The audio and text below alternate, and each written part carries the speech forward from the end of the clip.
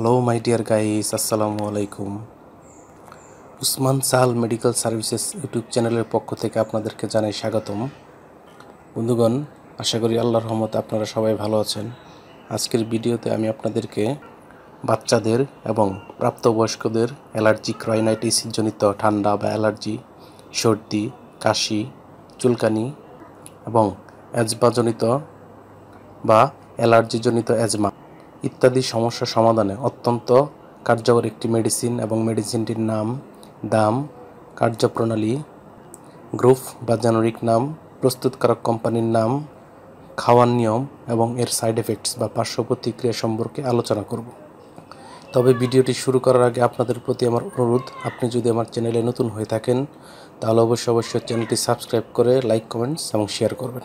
বন্ধুগণ, বাচ্চাদের এবং প্রাপ্তবয়স্কদের অ্যালার্জিক রাইনাইটিস জনিত ঠান্ডা বা সর্দি, কাশি, অ্যালার্জি, চুলকানি ইত্যাদি সমস্যার সমাধানে বিশেষজ্ঞ ডাক্তারগণ সচরাচর যে ঔষধটির কথা প্রেসক্রিপশনে লিখে থাকেন তার নাম হলো সিটিন ট্যাবলেট বা সিটিন সিরাপ।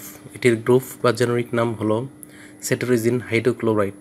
এটির উৎপাদনকারী প্রতিষ্ঠানের নাম হচ্ছে অপসনিন ফার্মা লিমিটেড। সিটিন ট্যাবলেটের প্রতি পিসের দাম 3 টাকা এবং সিটিন সিরাপের দাম 30 টাকা।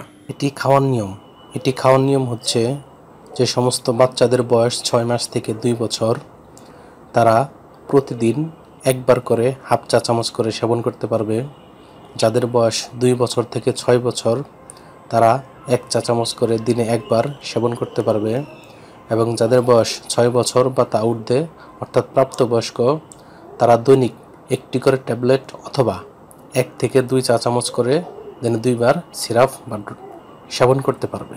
এই সিরাপটি সেবনের পর হালকা সাইড এফেক্টস বা পার্শ্ব প্রতিক্রিয়া দেখা দিতে পারে, যেমন বেশিরভাগ ক্ষেত্রে এই সিরাপটি বা ট্যাবলেটটি খাওয়ার পর বা সেবনের পর হালকা ঝিমুনি বা তন্দ্রাচ্ছন্নতা আসতে পারে, অর্থাৎ ঘুমের ভাব হতে পারে। গর্ভাবস্থায় এবং স্তন্যদানকালীন সময়ে সকল মহিলাদের যে কোনো ঔষধ সেবনের পূর্বে বা সিরাপ সেবনের পূর্বে অবশ্যই রেজিস্টার্ড চিকিৎসকের পরামর্শ নেওয়া বাধ্যতামূলক। এই ঔষধটি আলো ও তাপ থেকে দূরে ঠান্ডা এবং শুষ্ক স্থানে রাখতে হবে এবং শিশুদের হাতের নাগালের বাইরে রাখতে হবে, এবং একই সাথে যে কোনো ঔষধ ক্রয়ের পূর্বে অবশ্যই রেজিস্টার্ড চিকিৎসকের পরামর্শ নিতে হবে এবং ঔষধ ক্রয়ের পূর্বে ঔষধের উৎপাদন তারিখ এবং মেয়াদ উত্তীর্ণের তারিখ দেখে নিতে হবে। ধন্যবাদ।